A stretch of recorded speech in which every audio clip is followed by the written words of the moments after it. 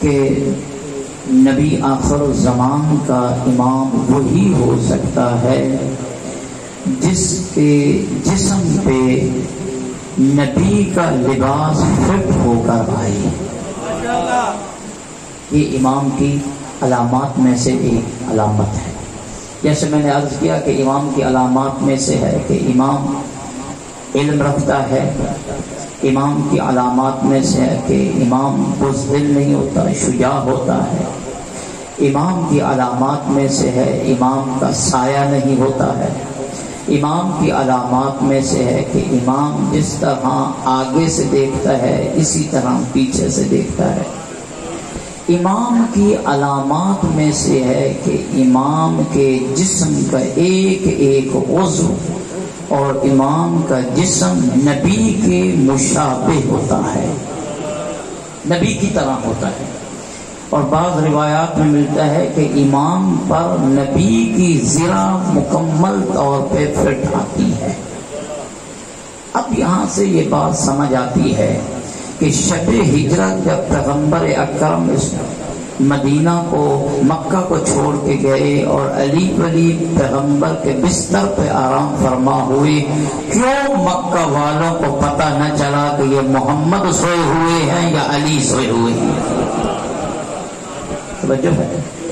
یہ اب تک آپ نے یہی بات سنی کہ جتنا محمد کا کمبل تھا علی کو وہ پورا آ گیا، پورا لحاف علی کو آ گیا. نہیں، یہ کمبل تک محمد اور علی کی تشبیہ نہ تھی، بلکہ سونے والا سونے کی حالت میں مختلف قسم کی حرکتیں بھی کرتا ہے. لیکن کیا کمال کا نفس پیغمبر سویا ہوا تھا کہ ان حرکت علی سے انہیں یہ بھی پتہ نہ چلا یہ محمد سوئے ہوئے ہیں یا علی سوئے ہوئے ہیں.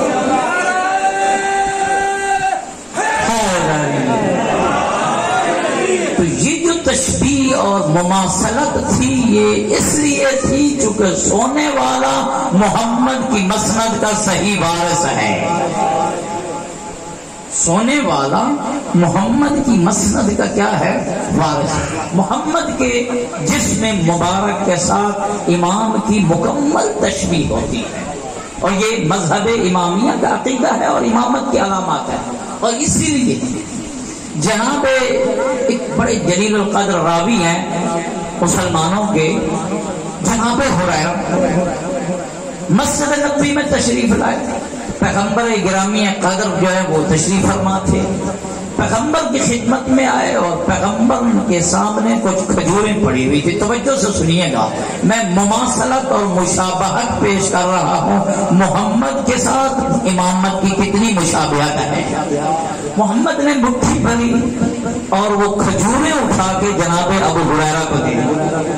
جناب یہ مٹھی بھری کھجوریں گننے لگ گئے تو گنی تو یہ کھجوریں 70 تھیں. توجہ ہے. جیسے مسجد نبی سے نکلنے لگے، نکلتے ہوئے دروازہ کے پاس ایک ستون کے پاس علی ولی نماز پڑھ رہے تھے. وہ تھوڑی دیر رک گیا، مولا کائنات نے نماز کو مکمل کیا. نماز مکمل ہونے کے بعد وہ علی کی خدمت میں آیا، سلام کیا.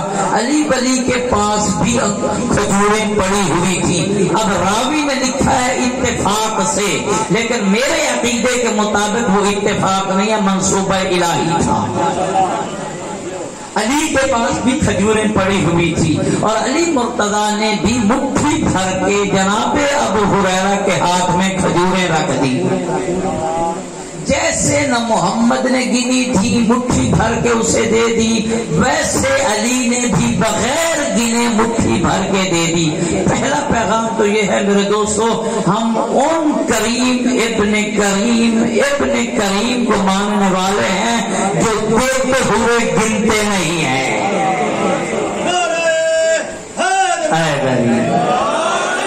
مٹھی بھر کے کھجوروں کو دی. اس نے گنی حسب معمول یہ بھی 70 تھی. توجہ رہے. پریشان کر رسول نے جو دی وہ بھی 70, علی نے جو دی یہ بھی 70, نہ انہوں نے گن کر 70 دی نہ انہوں نے گن کر 70 دی, لیکن وہ بھی 70 نکلی یہ بھی 70 نکلی.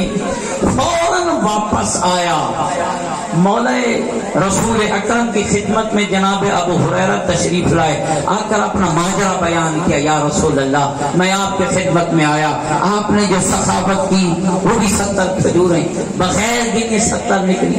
علی ولی نے جو کھجوریں دی وہ بھی 70 بغیر گنے انہوں نے 70 دی. نہ آپ نے گنی نہ انہوں نے گنی. یہ کیا وجہ ہے؟ آپ نے جو مٹھی بھری اس میں بھی 70 آئیں, علی نے جو مٹھی بھری اس میں بھی 70 آئیں. توجہ رہے عزادارو, یہ کیا وجہ ہے کہ آپ کے ہاتھ میں بھی اتنی ہی آئے ہیں, ان کے ہاتھ میں بھی اتنی ہی تعداد آئی ہے؟ سنو کہ اس وقت رسول نے کیا ارشاد فرمایا.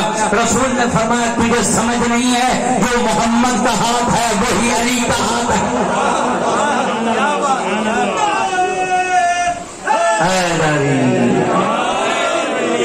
رب دو جہاں کی قسم, میں نے اس روایت کو پڑھا, پڑھنے کے بعد میری آنکھوں کے سامنے ایک اور روایت بھی گزری. توجہ سے سنیے گا وہ روایت کیا ہے. وہ روایت یہ ہے کہ ایک شخص آیا خلیفہ وقت کے دربار میں. توجہ رہے, خلیفہ وقت کے دربار, بڑی عجیب و غریب روایت ہے. خلیفہ وقت کے دربار میں آیا, آ کر کہنے لگا کہ آپ کا نبی نے مجھ سے وعدہ کیا تھا کہ وہ اتنی مقدار چیز مجھے عطا کرے گا, اور آپ کا نبی چلا گیا. اس نے کہا کہ وہ ایک مٹھی کھجوروں کی مجھے دے گا. یہ دوسرا واقعہ ہے, ایک مٹھی کھجوروں کی مجھے دے گا, لیکن آپ کا نبی اب اس دنیا سے ظاہری طور پہ پردہ کر گئے ہیں, لیکن آپ ہیں ان کے جانشین. توجہ, آپ ہیں جانشین, لہذا وہ وعدہ آپ پورا کریں, وہ وعدہ آپ پورا کریں. توجہ کریں, جناب نے کہا کہ انہوں نے کیا کہا تھا. نبی نے کہنے لگا, نبی نے مجھ سے وعدہ یہ کیا تھا کہ میں مٹھی بھر کھجوریں دوں گا, جو محمد کی مٹھی والی کھجوریں ہیں وہ چاہیے. توجہ, جو محمد کی مٹھی والی کھجوریں ہیں مجھے وہ چاہیے. وہ کہنے لگے ہم تو وہ مٹھی والا وزن نہیں رکھتے. کہنے لگے اس کو علی کے دروازہ پہ لے جاؤ, کیونکہ علی وہی مٹھی والا وزن رکھتا ہے جو محمد کی مٹھی کا وزن ہے.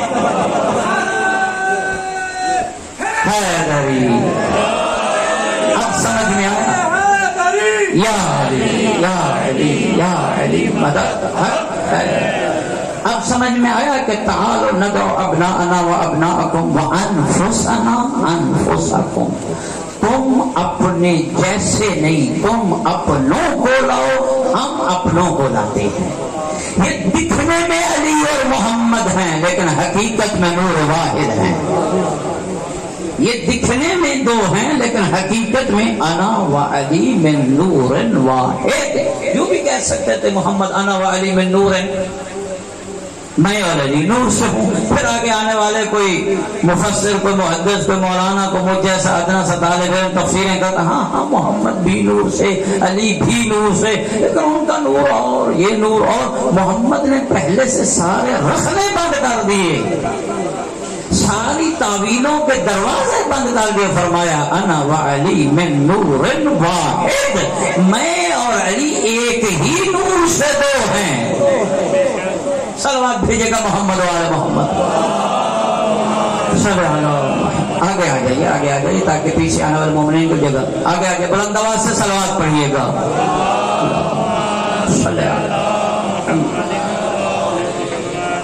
تو امام وہ ہوتا ہے کہ جس کے جسم کی ساری خصوصیات نبی والی ہوں, وہ امام ہو سکتا ہے.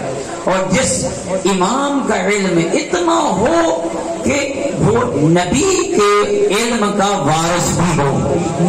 امام وہ ہوتا ہے جس کے پاس نبی والا علم ہو. اور یہی وجہ ہے کئی مقامات پر کئی خلیفوں نے احکام صادر کیے, حکم صادر کیے, پیغام صادر صادر کیے، فتوے جو بھی کہو انہوں نے حدیں جاری کی، لیکن علی ولی نے آ کر ان حکموں کو، ان احکام کو ٹھیک کیا۔ فرمایا یہ اس طرح کا دین اسلام میں حکم نہیں ہے، بلکہ ایسے ہی ہے۔ ایک حاکم کے زمانہ میں، خلیفہ وقت کے زمانہ میں 4 بدکار لوگوں کو لایا گیا، توجہ ہے، 4 لوگوں کو لایا گیا، انہوں نے بدکاری کی، بدفعلی کی، برا کام کیا، فاحشہ کا ارتکاب کیا، سمجھ آ گئی؟ فاحشہ کا ارتکاب کیا، بدکاری کی۔ حاکم وقت نے، خلیفہ نے 4 پہ ایک قسم کی حد جاری کر دی۔ جیسے یہ صاحب سلونی کو پتا چلا کہ 4 پہ ایک قسم کی حد جاری ہو گئی ہے، فوراً علی ولی نے اسلام کو زندہ کرنے کے لیے دربار میں آ کر اپنے علم کا اظہار کیا۔ فرمایا یہ جو حکم جاری ہوا یہ ٹھیک نہیں ہوا، 4 پہ ایک قسم کی حد جاری نہیں ہوگی، 4 پہ ایک قسم کا حکم جاری نہیں ہو سکتا، اس لیے کہ 4 مجرموں کی کیٹیگری مختلف ہے۔ جو جس قسم کی کیٹیگری کا ہے اس قسم کا فقہ میں حکم ہے، اور یہی وجہ ہے علی ولی فرماتے تھے سینہ پہ ہاتھ رکھ کے، میں علی جانتا ہوں کہ یہ حکم کہاں نازل ہوا، کس میں نازل ہوا، کس پر نازل ہوا، یہ بحر میں نازل ہوا، یہ صحرا پہ نازل ہوا، یہ دریچ پہ نازل ہوا، یہ اس وقت نازل ہوا جب محمد آرام فرما رہے تھے، جب محمد بیدار تھے، یہ مسجد میں نازل ہوا یا مسجد سے باہر نازل ہوا۔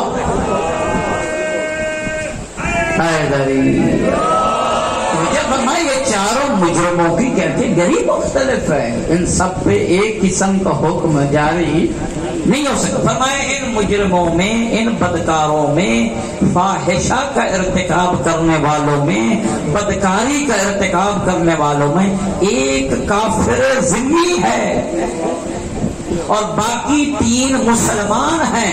کافر کی سزا اور ہے، مسلمان کی سزا اور ہے۔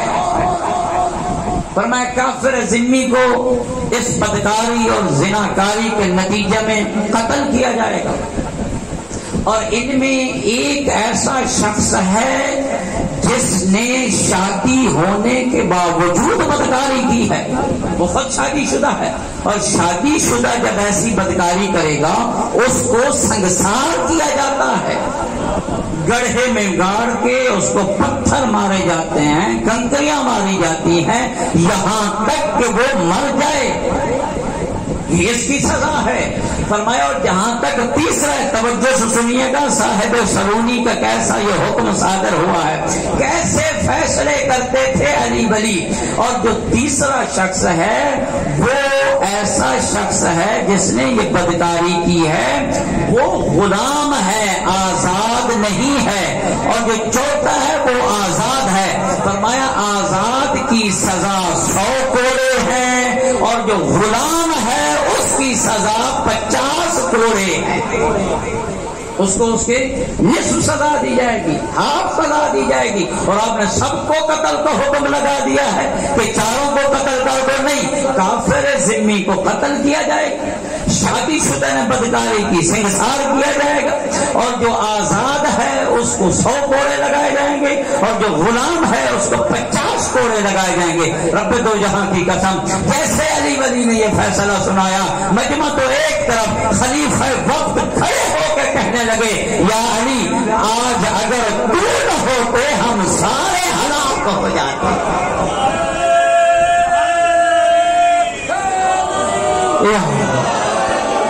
علی علم کی اس منزل پہ فائز تھے جہاں پہ علم کی جبین جھکتی تھی، جہاں پہ علوم کی ابتدا ہو وہاں پہ علوم کی انتہا ہو، وہاں پہ علی کے علم کے آغاز ہوتا ہے۔ دنیا والوں یاد رکھو، دنیا کے امام وہ ہیں جو دنیا میں آ کر پڑھتے ہیں، ہمارے امام وہ ہیں وہ آسمان سے پڑھ کے دنیا کو پڑھانے آتے ہیں، اور یہی وجہ ہے حضرت امام محمد باقر علیہ السلام نے ارشاد فرمایا، دو صحابی تھے مسجد کوفہ میں بیٹھے ہوئے، حضرت نے انہیں ارشاد فرمایا، مخاطب ہو گئے، فرمایا شرقا وغربا لن تجد علما صحیحا الا من عندنا، فرمایا مشرق و مغرب کی مٹی چھان لے، آپ کو صحیح علم سوائے آل محمد کے دروازہ سے کہیں ملے گا بھی نہیں، کہیں علم نہیں ملے گا۔ ایک عرب کا بدو، توجہ، فیصلہ علی ابن ابی، علی کیسے فیصلہ کیا کرتے تھے۔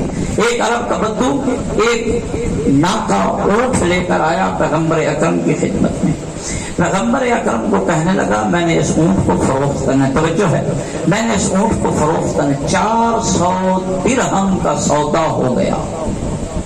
پیغمبر نے 400 درہم دیے، عرب کے بدو نے 400 درہم لے کے مسجد نبوی میں تھے، 400 درہم لے کے شور شرابہ شروع کرنے لگ گیا کہ یہ اونٹ بھی میرا ہے اور 400 درہم بھی میرے ہیں، اور یہ مسلمانوں کا نبی دعویٰ کرتا ہے کہ میں نے 400 درہم میں یہ ناکہ خریدا ہے، لہذا اس کے پاس کوئی دلیل ہے تو پیش کرتے۔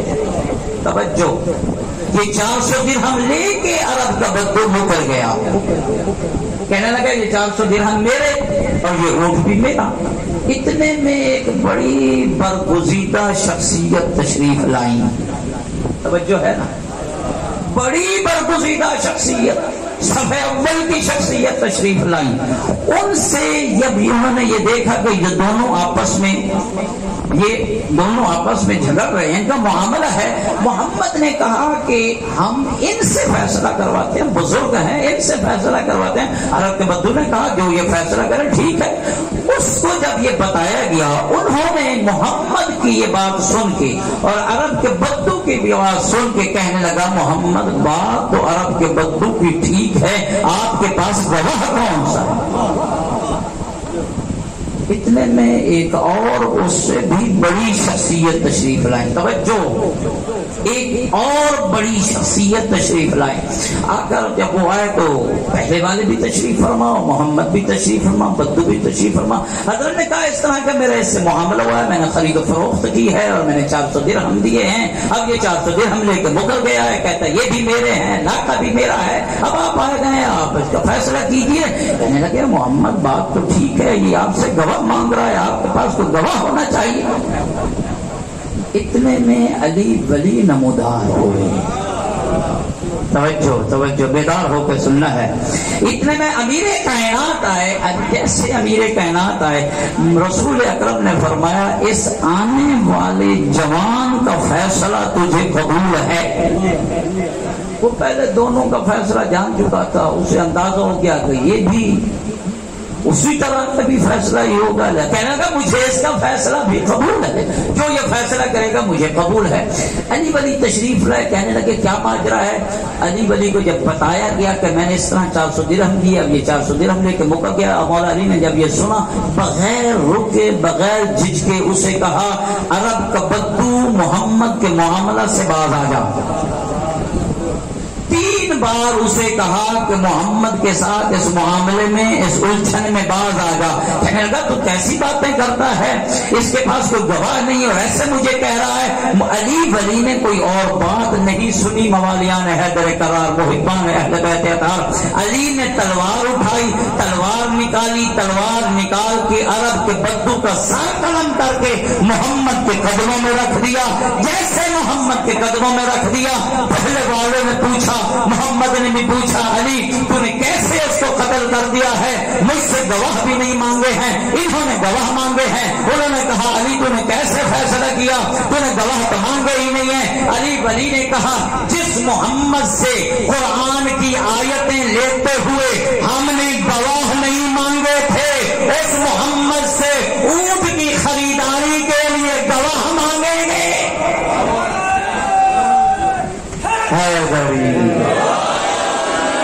بھائی جس محمد سے سورہ بقرہ بغیر گواہ کے لے لی ہے، سورہ انعام بغیر گواہ کے لے لی ہے، ساری تراویح بغیر گواہ کے مان لی ہے، سورہ نساء بغیر گواہ کے مان لی ہے، اس معاملے کے لیے محمد سے گواہ مانگے جا رہے ہیں۔ علی ولی نے کہا گواہ وہی مانگتا ہے نبی سے، توجہ، علی ولی نے فرمایا نبی سے وہی گواہ مانگے جو نبی کی نبوت پہ یقین رکھتا. صلوات پڑھیے گا بلند آواز سے. صلی اللہ محمد. علم علی ابن ابی طالب کا وہ مقام ہے، علم علی ابن ابی طالب کی وہ منزل ہے جس علی کی زیارت کا مشتاق فرشتہ رہتا تھا، جس علی کی زیارت کے اشتیاق آسمانی مخلوق کو رہتا تھا. اور یہی وجہ ہے جناب ابو ذر غفاری رحمت اللہ علیہ ایک بڑا پیارا قصیدہ نقل کرتے ہیں علی ولی کی شان میں. اگر مزاج پہ بوجھ نہ ہے تو سنا دو. علی کے علم کا کیا مقام ہے، علی کی عظمت کا کیا مقام ہے، علی کے قداست اور بزرگی کا کیا مقام ہے. کہتا ہے کنت ذات یوم عند النبی جالسا، میں ایک دن نبی اکرم کی خدمت میں بیٹھا ہوا تھا، میں نبی کی خدمت میں بیٹھا ہوا تھا. اسمع منہ، میں رسول سے درس ہدایت لے رہا تھا، رسول سے پیغام الہی سن رہا تھا. وَإِذَا دَخَلَ عَلِيُّ بْنُ أَبِي طَالِبٍ کہ اچانک علی ولی نمودار ہوئے، اچانک علی ولی نمودار ہوئے. جیسے علی ولی نمودار ہوئے استبشر وجہہ نورا، محمد کا چہرہ نورانیت سے کھل اٹھا. اور پھر کیا کیا؟ وَضَمَّهُ إِلَى صَدْرِهِ. میں عربی اس لیے پڑھتا ہوں تاکہ عربی پڑھنے میں مجھے ثواب حاصل ہو، کیونکہ قرآن پڑھنے کی طرح فضائل علی کی عربی پڑھنے کا ثواب ہے. وَضَمَّهُ إِلَى صَدْرِهِ، محمد نے علی کو اپنے سینے کے ساتھ لگا لیا. وَقَبَّلَ جَبِينَهُ، اور محمد نے علی کی پیشانی کو چوما، کبھی دائیں رخسارے کو چوما، کبھی بائیں رخسارے کو چوما.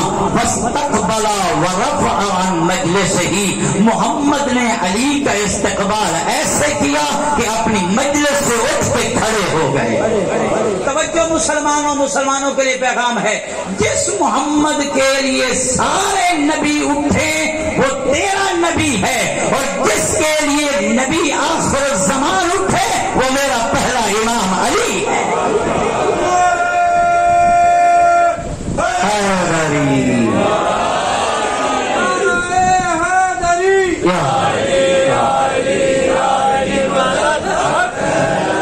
توجہ ہے. واستقبل ورفع عن مجلس، اپنے مجلس سے اپنے نشست سے اٹھے. اور اٹھنے کے بعد جب تشریف فرما ہوئے دوبارہ علی کو اپنے پاس بٹھایا.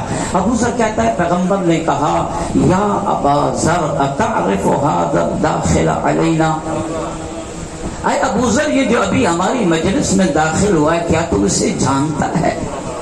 اب جتنی ابو ذر کی معرفت علی کے بارے میں وہ اتنا ہی بتا سکتا تھا. لہذا مت کہیے کہ ہم علی ولی کی حق کے معرفت رکھ سکتے ہیں. علی کی حق کے معرفت دو شخصیتیں، دو ہستیاں رکھ سکتی ہیں. محمد نے فرمایا یا علی لا یعرفک الا اللہ وانا، علی تجھے سوائے اللہ کے اور میں محمد کے کوئی جان ہی نہیں سکتا.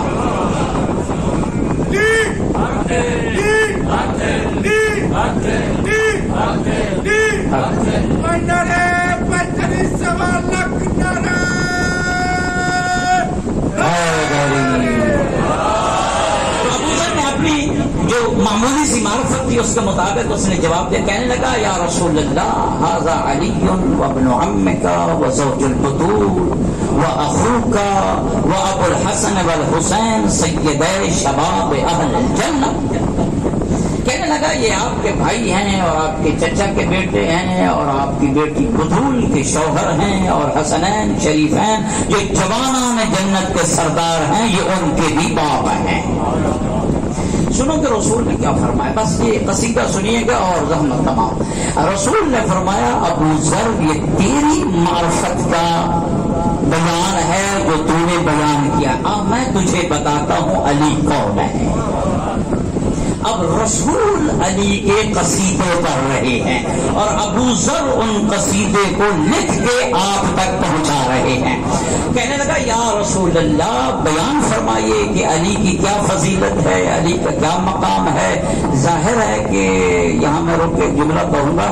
ظاہر ہے کہ محمد بھی جو علی کی فضیلت بیان فرمانا چاہتے تھے, یہ جو فرمائی ہے وہ ابو ذر کے ذہن کی سطح کے مطابق بیان فرمائی, ورنہ جو انتہائے مقام علی ابن ابی طالب ہے وہ بیان نہیں کر سکتے تھے. تو فرمانے لگے ابو ذر یہ جو ابھی ہماری بزم میں تشریف لایا ہے سنیے, ھذا الامام الازہر وباب اللہ الاکبر والقائم بقسط اللہ والناصر لدین اللہ وحجت اللہ علی خلقہ.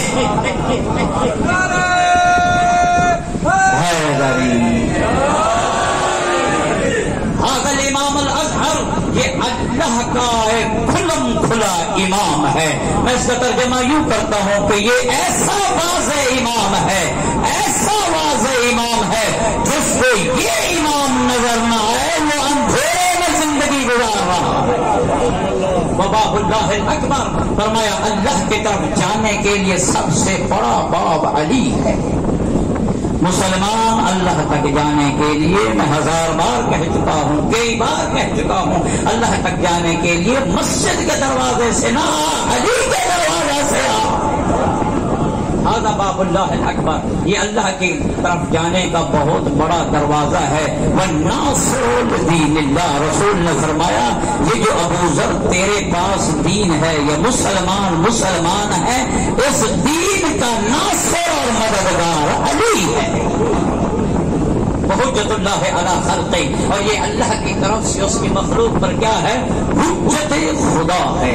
اب فضائل ہوں علی کی, بیان کرنے والے ہوں رسول اکرم, سننے والا ہو ابو ذر جیسا موالی ملنگ اور مومن, کیسے خوش نہ ہو اور نعرے نہ لگائے. ابو ذر نے کہا نعرہ لگا کے فزدنی یا رسول اللہ, اے اللہ کا رسول اور فضائل علی سنائیے. سنو رسول نے کیا فضائل سنائے. ابو ذر کو کہا یا ابا ذر اسمع منی, اے ابو ذر سن مجھ سے, علی کون ہے. لولا علی لما کان عقاب ولا ثواب, فرمایا اگر علی نہ ہوتے نہ ثواب ہوتا نہ عقاب ہوتا.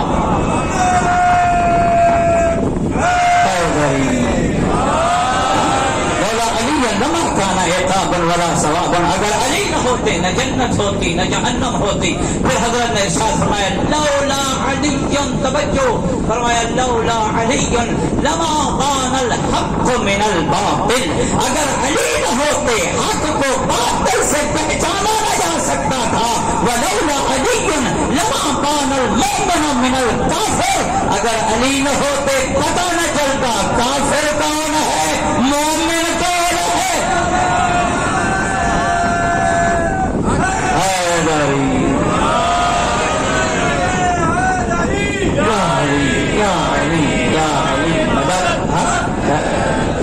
اب سمجھ میں آیا نا کہ علی وہ ہے الٹرا ساؤنڈ جس کے ذریعے سے انسان کے اندر کی حالت کا پتہ چلتا ہے کہ یہ صاحب ایمان ہے یا مومن نہیں ہے. اس کے لیے بس ایک ہی واقعہ, اور سارے مورخین نے لکھا ہے, سارے مورخین نے لکھا ہے, جہاں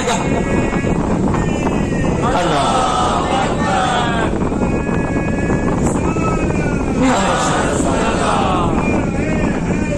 یا علی یا علی یا علی. توجہ رکھیے گا, سارے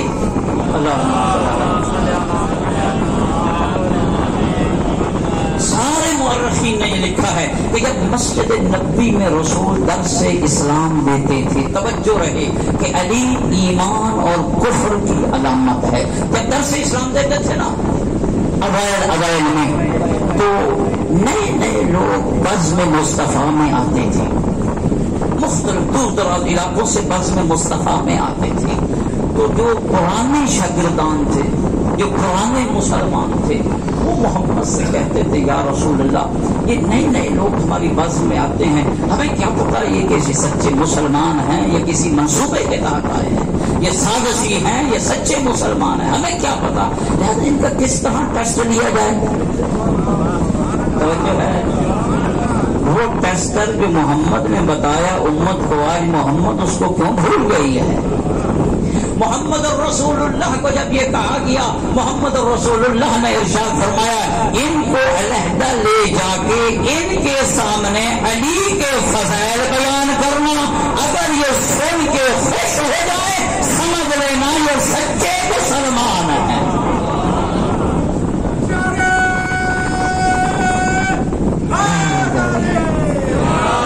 اب سمجھ میں آیا کہ اسلام جاننے کے لیے نماز کی فضیلت ذکر کرنا کافی نہیں ہے، اسلام جاننے کے لیے روزے کے احکام ذکر کرنا کافی نہیں ہے، اسلام جاننے کے لیے حج کے احکام کو خدا حج پہ لے جا کے حج کروا دینا کافی نہیں ہے، زکوٰۃ اور عشر دینا اسلام کو جاننے کے لیے کافی نہیں ہے۔ اگر یہ کافی ہوتے تو محمد ان چیزوں کا نام لیتے، لیکن محمد نے جو اسلام جاننے کے لیے نسخہ بیان کیا ہے وہ یہ ہے کہ ولایت علی ابن ابی طالب ایسی چیز ہے جس سے پتہ چلے گا اگر علی ولی اللہ پڑھتا ہے تو لا الہ الا اللہ بھی پڑھے گا۔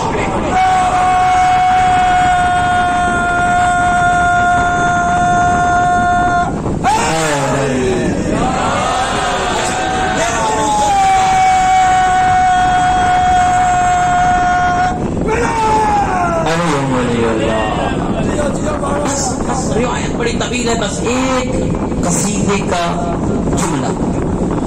ابو ذر نے کہا فزدنی یا رسول اللہ، مجھے اور علی کے فضائل سنائیے۔ آپ کا موڈ ہے یا نہیں ہے؟ پیغمبر گرامی حاضر نے اس وقت ارشاد فرمایا سن ابو ذر میں محمد سے علی کے فضائل، فرمایا ان اللہ جعل علی کل رکن من ارکان عرشہ 70,000 ملک، اللہ تعالیٰ اپنے عرش کے ایک ایک ستون کے ساتھ، ایک ایک رکن کے ساتھ 70,000 فرشتوں کو مقرر فرمایا ہے۔ اب سوال مسلمان سے پوچھنا پڑے گا کہ جو اللہ کے عرش کو پکڑ پکڑ کے دعائیں مانگتے ہو، اتنا بتاؤ اللہ کے عرش کے کتنے ستون ہیں؟ بھائی ایک ایک ستون میں 70,000 فرشتے، اللہ کے عرش کے ستون کتنے ہیں؟ اور میں تجھے ایک ادنا سا مکتب اہل غیب کا طالب علم ہو کے بتاتا ہوں، ہمارے علماء نے لکھا یہ عرش کے ستون وہی بتا سکتے ہیں جو عرش کے رہنے والے ہیں، جو وہاں کے رہنے والے وہی بتا۔ سارے محمد نے ہمیں بتایا، فرمایا عرش کے ستون 3,60,000 ہیں۔ کتنے ہیں؟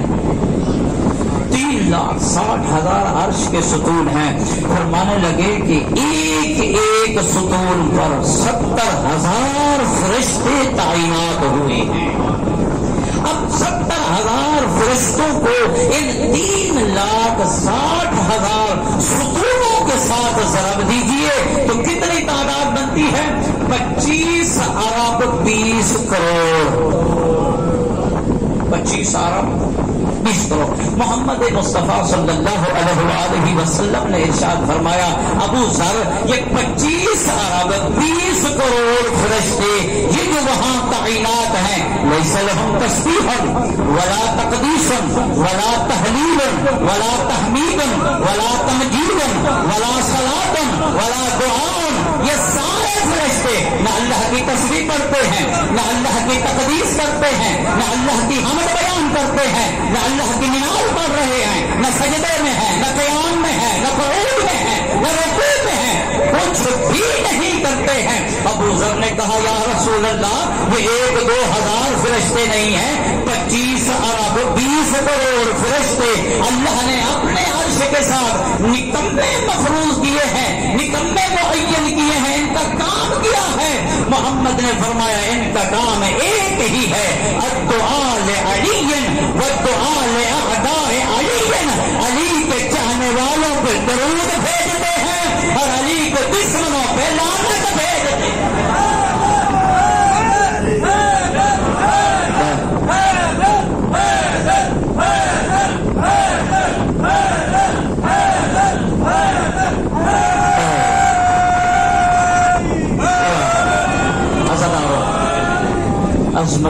بڑی تھی تو مصیبت بھی بڑی ہے. بس چند جملے مسائل کے وقت کافی ہو گیا. کربلا میں 2 ایسے شہید ہیں جنہیں بیویوں نے خود سوار کروایا ہے. اجرکم اللہ، چند دن رہ گئے ہیں. پوچھا دے لو امام زمانہ کو، اور آپ کے یہ آنسو آپ کی نجات اور شفاعت کا ذریعہ. 2 ایسے شہید جنہیں بیویوں نے خود سوار کروایا. ایک کو شہید کروانا مجبوری تھی چونکہ رہ کوئی نہیں گیا تھا. اجرکم اللہ، حسین ابن علی کو بیویوں نے خود سوار کروایا. اس لیے نہ اکبر تھے، نہ عباس تھے، نہ قاسم تھے، نہ انصار تھے، کوئی رہ نہیں گیا تھا. اور دوسرے جوان علی اکبر کو بیویوں نے سوار کروایا. اجرکم اللہ. اور دوسرے کو بیویوں نے اس لیے سوار کروایا علماء لکھتے ہیں بیویوں کی غرض یہ تھی جب تک اکبر سوار ہوتا رہے گا ہم اکبر کی زیارت کرتے رہیں گے. اجرکم اللہ. حضرات، اکبر وہ جوان اور شہید کربلا ہے جس کا زندگی میں بیویوں نے ماتم کیا ہے. جس وقت خیموں میں عباس کے پاس آئے، جس وقت خیموں میں اکبر بیویوں کے پاس آئے نا الوداع ہونے کے لیے، بیویوں کو الوداع کیا. زینب عالیہ نے ساری بیویوں کو بلایا. ام کلثوم میرے پاس آؤ، فضہ میرے پاس آؤ، ام فروہ میرے پاس آؤ، لیلا، رباب، ساری بیویوں کو جناب زینب عالیہ نے بلایا. اکبر گھوڑے کو سوار ہیں. بیویوں کو زینب نے کہا اکبر کے ارد گرد حالا ڈالو اور حالا ڈال کے ماتم کرو. سنو کہ ماتم اور لوہے کی آواز کیا تھی؟ ایک ہی لوہا پڑا. بی بی زینب نے کہا ساری بیویاں کہو یا علی اکبر ارحم علی غربتنا، اکبر ہماری غربت پہ رحم کر. اجرکم اللہ. اکبر ہماری غربت پہ رحم کر. اجرکم اللہ. اکبر کو جیسے حسین نے اجازت دینا الوداع کیا. تاریخ میں ملتا ہے 10 مرتبہ اکبر کو حسین نے کہا واپس آ، مجھے چہرے کا بوسہ لے دے.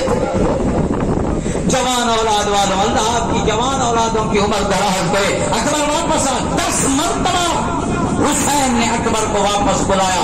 عزیزانو، پھر آخری مرتبہ جب حسین نے اکبر کو موت کی طرف بھیجا نا، یہ نہیں کہا جائیے، بس اتنا کہا انا للہ و انا الیہ راجعون. اکبر اللہ کے حوالے. اکبر میدان کی طرف گئے. اکبر جنگ لڑ رہے ہیں. عزیزانو، جیسے اکبر کے سامنے ایک ظالم آیا نا جو بڑا سخت اور تنگ دل ظالم تھا، بڑا ظالم تھا اور بڑا سخت تھا، جیسے اکبر کے سامنے یہ آیا فوراً حسین خیمے میں آئے. خیمے میں آ کے جناب لیلا کو کہتے ہیں، لیلا تو اکبر کی ماں ہے. توجہ، لیلا تو اکبر کی ماں ہے. میں نے اپنے نانا سے سنا ہے کہ جب بیٹے پہ مشکل آئے نا، ماں مسلح بچھا کے دعا مانگے، اس کی دعا قبول ہوتی ہے. اور لیلا تو مسلح بچھا، اور لیلا تو دعا مانگ اور میرا اکبر زندہ واپس آ جائے، اور میرا اکبر واپس آ جائے. حضرات سنو گے لیلا نے کیسے دعا مانگی. لیلا نے مسلح بچھایا. لیلا نے مسلح بچھا کے دست دعا بلند کر کے کہا میرے اللہ، اور تجھے حسین کی محبت کا واسطہ، میرے اللہ تجھے حسین کی پیاس کا واسطہ. سنو گے تیسرا واسطہ لیلا نے کیا دیا اور کہا میرے اللہ، اور جس نے یعقوب کو یوسف کو پلٹایا تھا، اور میرا اکبر کو فخر یوسف ہے، اور میرے اکبر کو واپس پلٹا. اجرکم اللہ. لیلا نے دعا مانگی. عزیزانو، بس آخری جملے ہیں. ادھر اکبر کے وہ آخری وقت آیا، ایک ظالم نے تلوار چلائی اور جیسے تلوار سر پہ لگنی تھی اکبر گھوڑے میں سنبھل نہ سکے اور گھوڑے کی گردن میں ہاتھ ڈالے اور ہاتھ ڈال کے یہ نہیں کہا یا ابتا ادرکنی. یہ کسی تاریخ میں نہیں ملتا. عزیزانو، علماء لکھتے ہیں ہر شہید گرنے سے پہلے حسین کو مدد کے لیے پکارتا رہا. عباس گرے کہا یا اخا ادرکنی، قاسم یا عمہ ادرکنی، یہ بھی گرا کہا ادرکنی. جب اکبر گرے یہ نہیں کہا بابا ادرکنی، مدد کو آ. علماء لکھتے ہیں وجہ یہ ہے اکبر جانتا تھا اور میرا بابا ضعیف ہے، میں جوان ہوں، اور میں کیسے بابا کو اپنی مدد کے لیے بلاؤں؟ اجرکم اللہ، اجرکم اللہ۔ جیسے حسین کے کانوں میں یہ خبر پہنچی اور اکبر امین سے کر میرے حدیث امین پہ آ گئے، حسین چھپک کے آئے، اکبر کے لاشا میں آئے، ابھی اکبر کے لاشا میں نہ آئے تھے، حسین کہتے ہیں اکبر بیٹا مجھے کچھ دکھائی نہیں دیتا، اور اب دنیا بات کلام اور اب تیرے بعد مجھے اندھیر نظر آتا ہے، اکبر تو پکار مجھے اور میں تاکہ سمجھوں تو کہاں سویا ہوا ہے۔ تاریخ میں ملتا ہے حسین چھپتے ہیں کربلا کی زمین پہ، کربلا کی زمین پہ بچے کی طرح ہاتھ مار رہے ہیں اور کہتے ہیں میرے جوان اکبر کہاں سے گئے؟ اجرکم اللہ۔ اکبر کے لاشوں پہ آئے، حسین بس آخری روایت، اکبر کے لاشا پہ آئے، اکبر کے سر اقدس کو اپنے زانوں میں رکھا، ابھی اکبر کی آنکھ سے خون صاف کر رہے تھے، اکبر کی پیشانی سے خون صاف کر رہے تھے، جیسے ایک آنکھ سے حسین نے اکبر کی آنکھ سے کربلا کی ریت کو صاف کیا اور اس کے خون کو صاف کیا، کیا دیکھا؟ اکبر ایک دفعہ مسکرانے لگ گئے، پھر تھوڑی دیر کے بعد رونے لگ گئے، ابھی رمق حیات باقی تھی۔ حسین نے پوچھا میرا جوان بیٹا اور لیلا کا جوان بیٹا اور ہم شکل پیغمبر بیٹا، یہ بتا کیوں روتا ہے، کیوں مسکرایا ہے؟ اکبر نے کہا بابا مسکرایا اس لیے ہوں میری آنکھوں کے سامنے میرا نانا رسول اور کیسر سے جان کیسر لے کے آ گئے ہیں، بابا گھبرانا نہیں، مجھے پانی پلائیں گے۔ اچھا بہتر پھر روئے کیوں ہو؟ سنو گے کیا درد بھرا جملہ کہا اکبر نے؟ اکبر نے کہا بابا ایک طرف نانا بیٹھے تھے اور دوسری طرف ہماری زہرا اور سیاہ پوش مل کے والی دادی تھی اور رو کے یہ کہہ رہی تھی اکبر اور تیرا لاشا تو میرے حسین نے اٹھایا اور تیرے سر کو اپنی گود میں رکھا، ہر شہید کے لاشے کو حسین نے اٹھایا اور دادی نے بیان کر کے کہا آئے میرے حسین کا لاشا، آئے میرے حسین کا سر اور کوئی اٹھانے والا نہ ہوگا۔